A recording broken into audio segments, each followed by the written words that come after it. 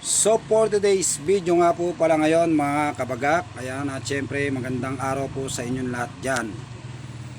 Ayan, at darating lang po namin at galing po kami ngayon sa palengke mag-asawa. At namili na po kami ng konting gagamitin ng aking asawa sa birthday niya. Ayan, dahil nalalapit na po yung kanyang birthday. Ayan, ilang araw na lang po, 2 tulog na lang, syempre birthday niya na. Kaya napaka-special po nung araw na yon.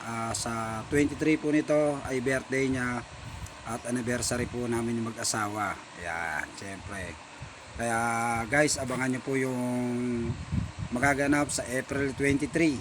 Ayan, hindi po natin alam kung meron po ako sa kanyang sorpresa o kung ano po yung magaganap natin sa 23. Ayan, basta bahala na kung ano po yung magaganap natin sa 23. Ayan, at syempre nagtibaba lang po ako ng damit dahil medyo mainit po ang panahon ngayon. Ayan, kaya syempre mag-iingat na rin po kayo mga kabagak. Ayan, at kaya nagtibaba na lang po ako ng damit. Ayan, bumili na rin po kami ng konting gagamitin niya. Ayan, sa birthday niya. Guys, ayan.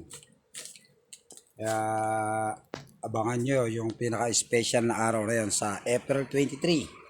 Ayan, at syempre 21 na ngayon, kaya 2 tulog na lang guys. Ayan, at syempre ito papakita ko sa inyo si Ate Bams, kung ano yung ginagawa ni Ate Bams. Ayan, syempre birthday ni Ate Bams, kaya busy si Ate Bams eh, oh. Ayan guys, so tingnan nyo yung ginagawa ni Ate Bams. Ready ko na to sa 23 pa naman. Ano ba yan Ate Bams? Dynamite. Kumakain ba sila niyan?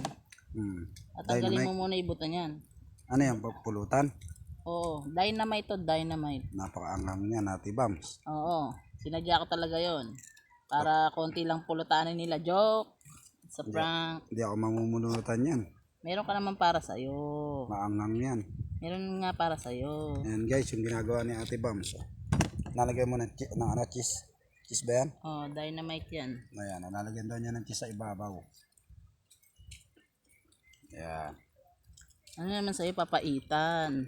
Papaitan yung akin eh. Baka naman maanghang din eh. Hindi natin lalagyan na maanghang yun.